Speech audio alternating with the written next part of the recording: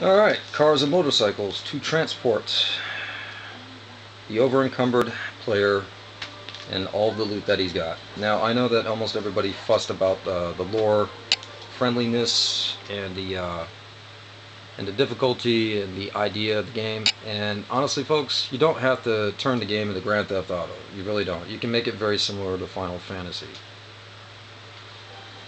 I don't really see a point in taking away something as simple as a car to transport all your crap. You know, to me, it's either put in cars and motorcycles and shit like that, or it's just still check out the loading screen. Check out the loading screen. After you're done looting the place, you find a place in the overworld, you stash it, and you're just staring at the loading screen for like 10, 20 minutes, 30 minutes. To me, that's just complete waste of time. No, don't bother with that. Just put in the motorcycle and just take away all the advantages like you got in some of those modern games like GTA or whatever, and put in all the disadvantages like Mercenaries 2. Whenever you had a car, people started shooting at you, car goes boom. You know what I mean? The only advantages you need are Final Fantasy. Haul your shit, go to sleep, move your crafting tables.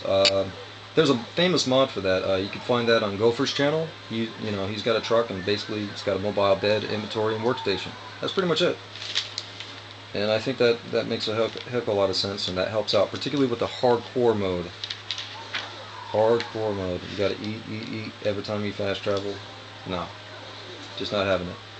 And before I hear any BS, let's point to Mad Max. It's got its own game. Check that out. And also Fallout's very vertibirds.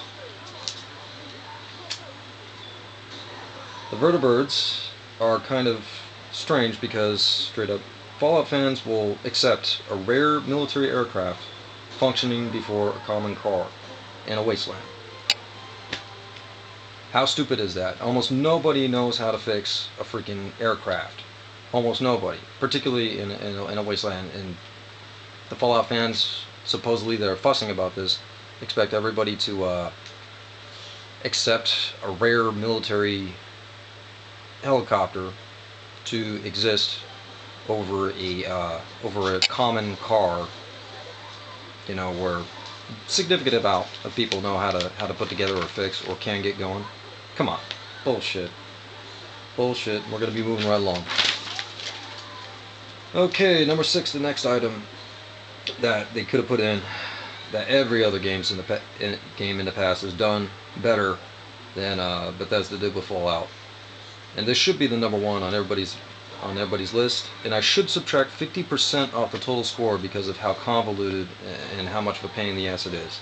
And that is the Pip-Boy, the inventory system. It sucks. Bethesda, get to a warehouse. Take notes. The Pip-Boy is a disaster. I'm not going to insult y'all by mentioning other previous games by other companies. I'm not going to do that any further. I'm just saying, for the Pip, because of the inventory, get thee to a warehouse. Take notes. It's just that simple. Moving right along.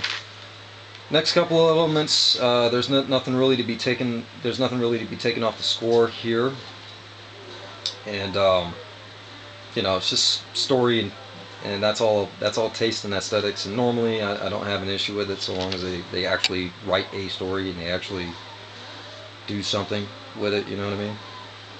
Anyway, the notes are: it's fine, it works. I don't hate it. I don't love it, but I don't hate it. Characters, most of them are fine. You meet them for a handshake and a job, and that's about it. Nothing amazing, but nothing that hurts the overall score.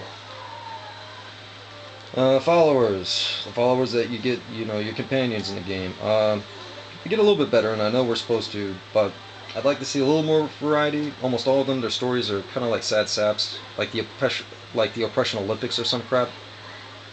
And, you know, I kind of get that, you know, Fallout's kind of supposed to be a Western, and you're supposed to be filling in for the lead of shows like that. But come on, I mean, almost all of them are depressing. Oh, man. Okay. Back to characters and just simple little gripes. Alright, things that can be fixed. Not because of taste and aesthetic, just because it is what it is. The Brotherhood of Steel, they are less like the military and more like a college frat. For Fallout 1 and 2, I can understand why they would do that. Today, with the internet, it's not cutting it. It's just not cutting it. Come on, guys. You can go online. You can talk with some of these amazing professionals that we have today. You know what I mean? I mean, there's nothing wrong with exploring a new idea, but I mean, for the most part, you know, it's just, it doesn't work. I'm sorry, guys. You know, you evolved the game from a top-down RTS to a third-person and first-person type of action game, or you tried to, you know, evolve. You know, you got to evolve the character. You know what I mean? If you want to go for hyper-realistic, try to do something that's hyper-realistic. There's nothing wrong in the world with that. You got all the tools at your disposal. You got the internet. Use it. You know what I mean? I don't see why you can't. You know what I mean? Get some professionals in there. You know what I mean? It's not that hard. Military equals professionals. That's all you got to know. Anyway, we're gonna move on from that. Too much of a patriot, I guess. Another gripe: Old Mormon Fort.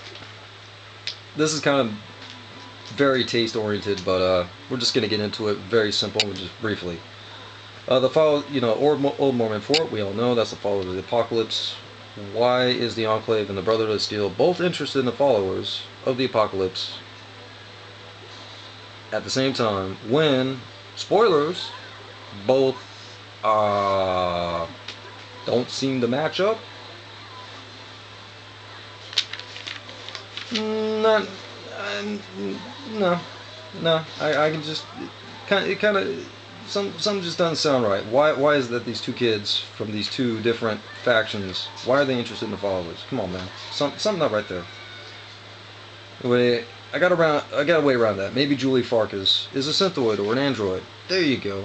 Boom. Oh, it gets even better. How about Joshua Graham? What if he was one of the guys that's in the tower in the back, and Julie's just keeping him patched up and put together, so long as he provides protection and assists them with some sort of underground freedom movement, you know what I mean? Because you got those sewers underground. They seem to be there for no real reason. Just speculating. Just speculating. But anyway, that's what I suspect is going on there. But I suspect there's some story changes just for some nonsense. But anyway, what do we get instead? Oh no, we get Graham's DLC, and we got to deliver a gay poet to live with Julie Farkas when Elvis is right around the corner. Yeah, sure. I'm not judging. Not judging. Moving right along. Okay, no real points lost on characters and story and stuff like that, but none gained either. Okay, I could take the time out to talk about the actors versus text boxes versus more music, but I'm not. Fallout 4 came out, and it looks like they love hiring actors. They love spending that money. Let's move right along. Okay, saving graces. Last section, right here. You do have some old school challenge for guys that really like, going through really difficult stuff, taking notes, a massive amount of notes, drawing maps, massive amount of memorization, discovering ways around the glitches. You know, I mean, if you really dig stuff like that, this game could be for you. It's very YouTube friendly. If you do Fallout, you're going to get views one way or the other. I've noticed that. Game is for meticulous planners. You know, like the folks that that want to pretend like they're plotting a heist. Well, this is definitely something to sink your teeth into, because you'll have to plan around the entire damn game. That is until you load the DLC. You know, if you got the Ultimate Edition, you got to load the DLC. It's gonna, all that, your strategy pretty much goes out the window. You can max out all your stats. There's not, you know, all the challenge gone. So anyway, not a lot of saving graces. Not a lot. Before and after DLC, what does it equate to? It's like planning a heist. Then you're loading your DLC and you're ditching the plans because the plan went to shit, and now you're running from the cops. That's pretty much what it feels like. You know, like I said earlier, it was like a pay-to-win kind of scam, but it was not in a competitive game. It was in a single-player game. Doesn't make any sense. Even you know, that pay-to-win shit, they gotta get rid of it. That it's just corrupting too much. All right, and of course, yeah, I made it sound way better than what it is. At the end of the day, the biggest stuff that yanks out the score, well, that's going to be the loading screens and the glitches. That just takes up way too much time. Shopping time, that takes up way too much time. Inventory management takes way too long. And that's going to be it. That's pretty much it.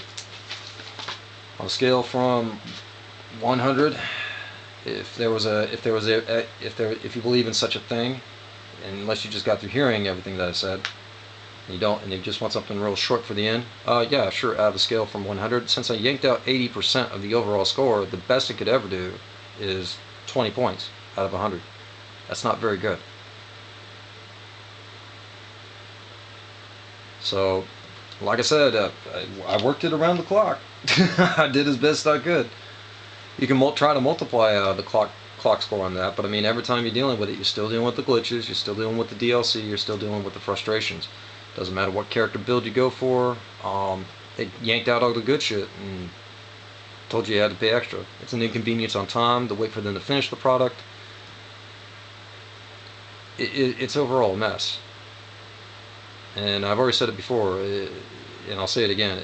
The whole time you're playing it, it feels like you're playing with one development team, and it also feels like you're playing against another development team while you're playing it. So, you know, there's not a lot of saving graces about it. So, like I said, 2 out of 10.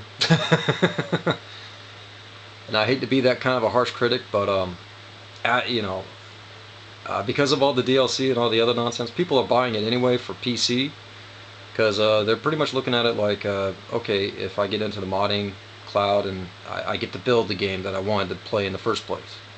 And that's pretty much the only saving grace. But if you get it on console, you're pretty much just a sucker, man. So I gotta be straight up with everybody on that one. This one, it's not recommended for the buy. I would have recommended it after finishing the DLC the first time through, but that's after playing through the original base game again and again and just suffering like a mamma jamma. No, overall don't buy. Overall don't buy it. If you are gonna buy it, if you are curious about it, only get the Ultimate Edition. Only get the Ultimate Edition, and that's all I'm gonna say on that. So anyway, this is a simple little review. I just went over the process just to explain to you guys how it goes. Good luck to all. Peace out.